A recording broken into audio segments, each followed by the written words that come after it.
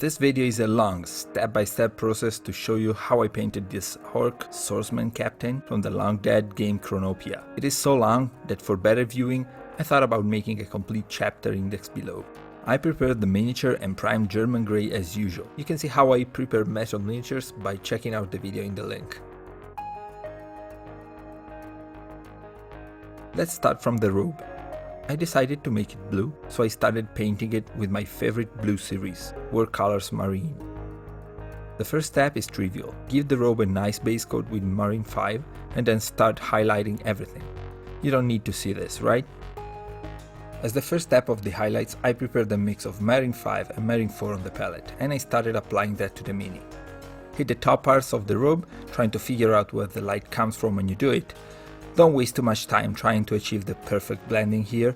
We will come back with glazes to smooth everything up later.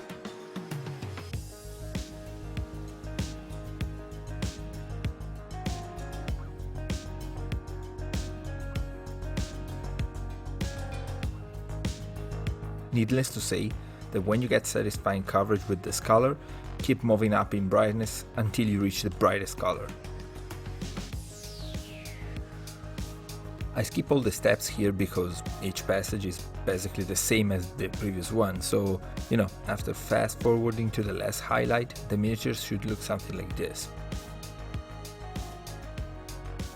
Again, don't be too obsessed with smooth transitions, we will do them later.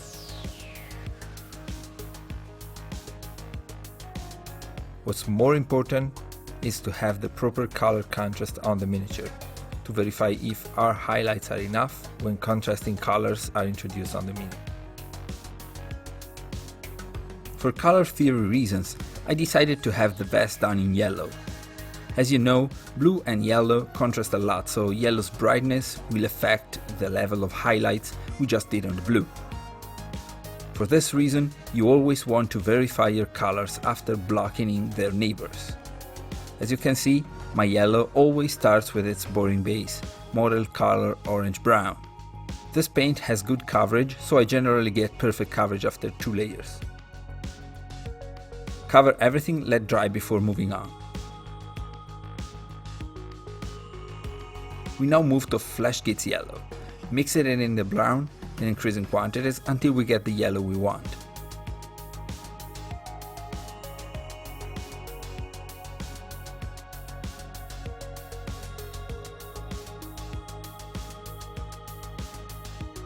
See how I leave darker areas on the brown untouched. We're just blocking in the yellows, but we will have a chance to perfect the blends through glazes later down the road. Once your yellow feels correct, stop and check if you still like the intensity of the colors and if they feel properly balanced. I really dig what I see here actually, so we can proceed to the glazing and the smoothing of the blues.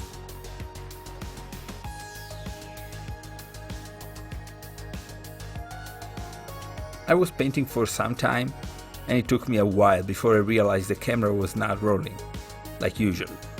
So let me explain really quick what I was doing. I was basically picking up the darkest tones, making them into a wash glaze consistency, and using them to shade the darkest areas on the mini. This increases the contrast and allows me to get a smoother transition between lighter and darker areas.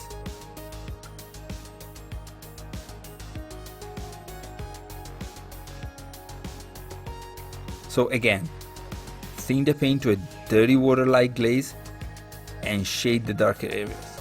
This is why I love these old sculpts. They have rough details so you can add your own touch to make them look better. I will continue off cam to shade all the mini and then I'll be back to paint the helmet. If you feel like you've overdone the shading and you want to add some highlights back, feel free to go back and forth till you are satisfied.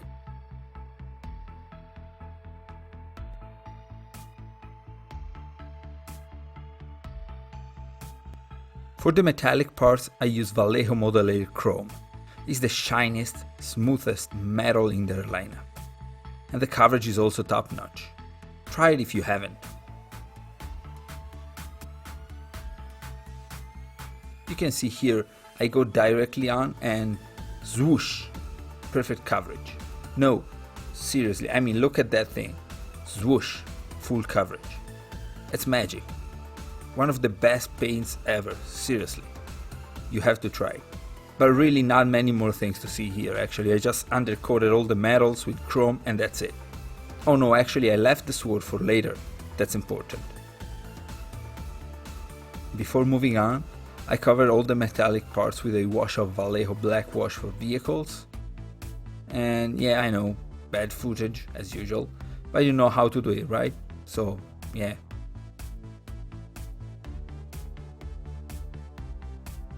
Oh, and don't forget to go back with chrome to pick up all the raised edges to add some contrast.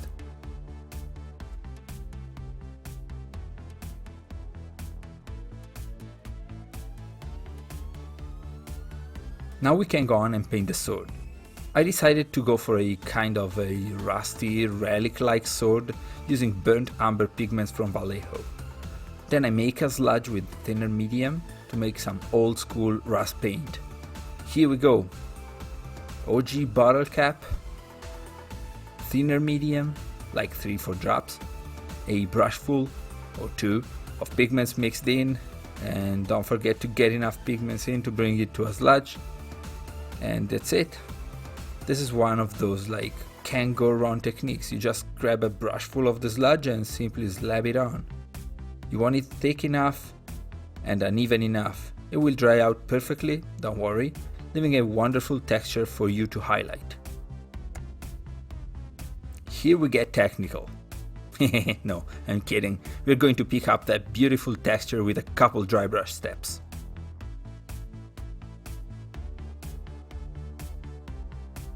I decided to go for Vallejo Model Email to give the metal a nice bluish hue to give it some colder magical-ish steel color and to contrast with the neutral chrome on the rest of the mini. You see the color shaping up immediately, right? Don't brush too strong though, you can overdo the dry brushing and you can peel off the rust. Carefully, lightly brush all the sword.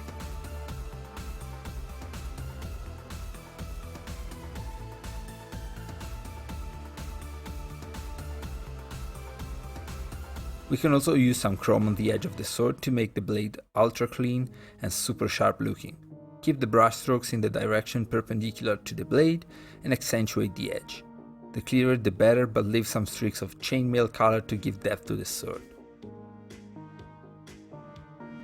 The last step on the sword is weathering. I have here an orange paint equivalent to Razor Rust that I made by myself and an army painter dark tone. Dark tone is used to accentuate the details in the shades, like the blemishes on the sword, the hilt and so on.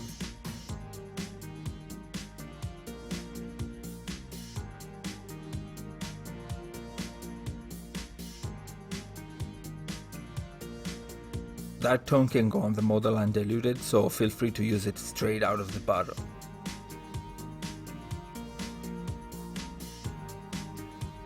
So now it's time for some rust. I use my paint, but you can just dilute Razor Rust. Just mind one thing, in this case I'm not exaggerating the weathering. This is an Orc clan commander, which means in the Chronopia setting, this guy is a pretty rich guy, so I just want the sword to look sort of beaten up, old, but still valuable.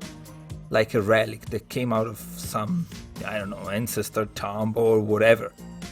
And it's still razor sharp like I told you before.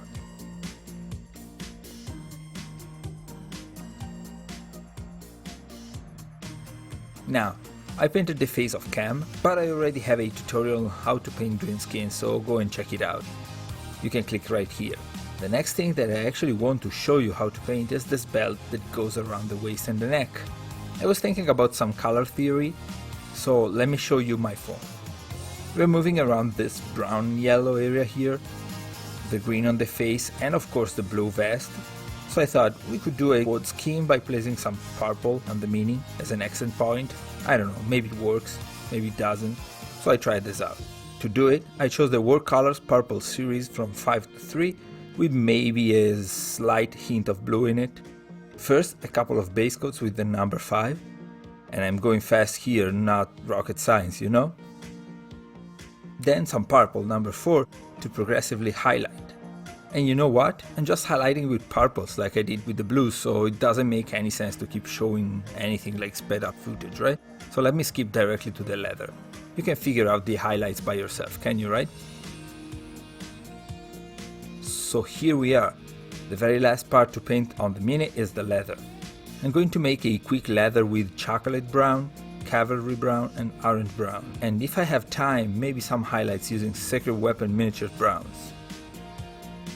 Chocolate brown is only used as a base coat. Go on evenly on all the parts. That's easy, right? The next color I use is cavalry brown. If you've ever used this, you know how thick and strong this color is, so we want it to be diluted. Use flow improver, like usual, or you can just use your preferred medium, but dilute it, trust me.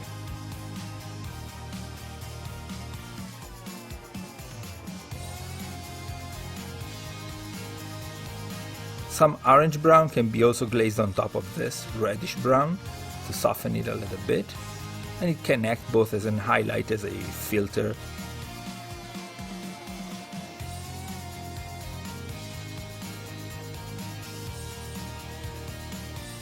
Orange brown is a great color, I simply love it.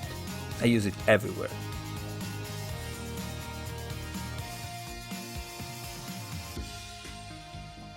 And maybe even better than orange brown can be Sacred Weapon miniature handlewood. I will use this creamy color as my final highlight.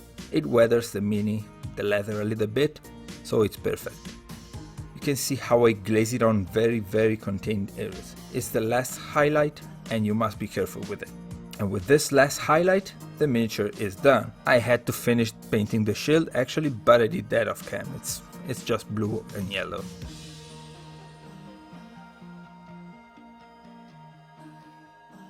And here we are with the finished miniature.